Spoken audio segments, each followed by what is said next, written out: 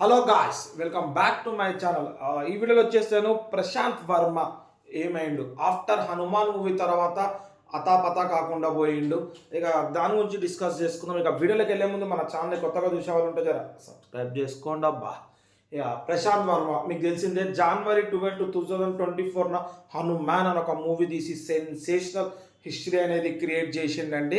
ఆ మూవీ సాధించిన విజయాలు ఇంత అంత కాదు, ఆల్మోస్ట్ 350 crores ప్లస్ కలెక్షన్ రావడము. బడ్జెట్ వచ్చేసి కొన్ని ఆర్టికల్స్ ప్రకారం 25 అంటారు, కొన్ని ప్రకారం 35 అంటారు. ఇక మీకు తెలిసిన ఎంత రికార్డ్ అని క్రియేట్ చేసిందో. దాని తర్వాత వెంటనే 2025 సంక్రాంతిన హనుమాన్ పార్ట్ 2 జై హనుమాన్ రిలీజ్ చేస్తా అని చెప్పారు. ఇక 2025 సంక్రాంతి అయిపోయింది, 2026 సంక్రాంతి అయిపోయింది, 2027 సంక్రాంతికి కూడా రిలీజ్ అవుతుందా లేదా అని చెప్పైతే ఇంకా చర్చలు నడుస్తున్నాయి. దానికి కొంచెం కాన్సిక్వెన్సెస్ రన్ అయినాయి, కొంచెం ఇక ఇబ్బందులు అయినాయి. ప్రొడ్యూసర్లు కూడా చాలా మారడము. ఫైనల్గా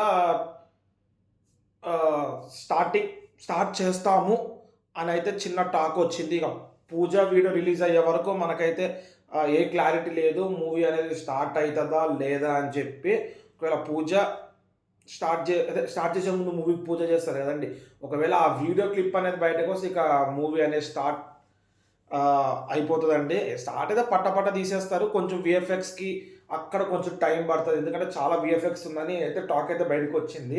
మీకు తెలిసిందే, దానికి రిషబ్ శెట్టి హనుమాన్గా నటిస్తుండు అని చెప్పి అయితే చాలా వార్తలు వచ్చినాయి. ప్లస్ గ్లిమ్స్ పోస్టర్ కూడా రిలీజ్ చేసినారు, అది కూడా ఆయన కూడా కన్ఫర్మ్ చేసేసినారు. ఇక రానా కూడా ఉన్నారు అని అయితే ఒక చిన్న రూమర్ అయితే బయటకు వచ్చింది. ఉన్నారా లేదని చెప్పి ఆయన కూడా కన్ఫర్మ్ చేయలేదు, ఈయన కూడా కన్ఫర్మ్ చేయలేదు. ఉన్నా ఏ క్యారెక్టర్ ప్లే చేస్తారు అన్నది కూడా సస్పెన్స్ అండి. రానాకైతే రాముడు, లక్ష్మణుడు ఇలాంటి క్యారెక్టర్స్ అయితే బాగా సెట్ అవుతాయి. ఆ రెండిట్లో ఏదైనా క్యారెక్టర్ చేయొచ్చు, లేదంటే ఒక గెస్ట్ అపియరెన్స్ లాగా ఏదో చిన్న క్యారెక్టర్ ఇట్లా ఇచ్చి వెళ్ళిపోవచ్చు, చెప్పలేము.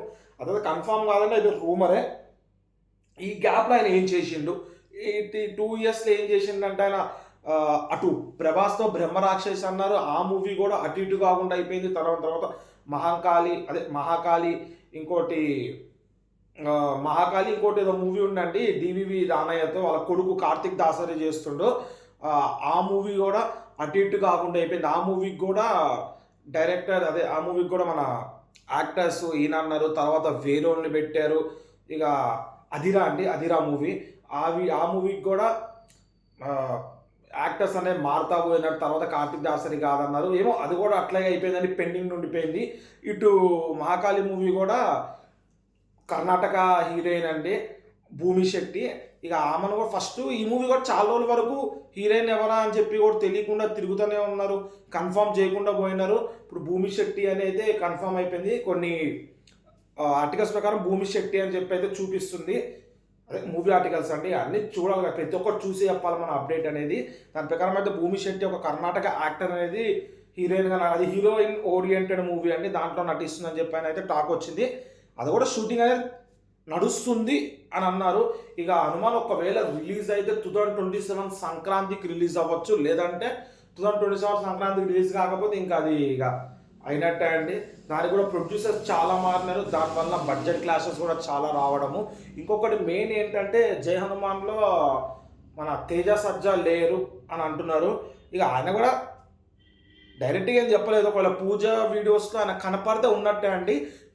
ఆయన అన్న ప్రకారం ఏంటంటే ఈయనకి లిమిటెడ్ రోల్ ఉంది, ఆ లిమిటెడ్ కొంచెం సేపే కనపడతారు అని అయితే మెన్షన్ చేస్తున్నారు.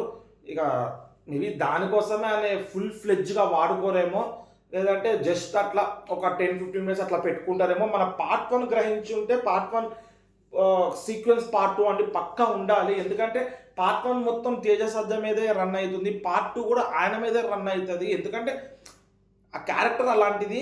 ఇక పార్ట్ 2 ఒకవేళ మేబీ మార్చొచ్చేమో, లేదంటే కొంచెం సేపు వరకు స్టార్టింగ్ ఎండింగ్లో అట్లా పెట్టుకోవచ్చేమో.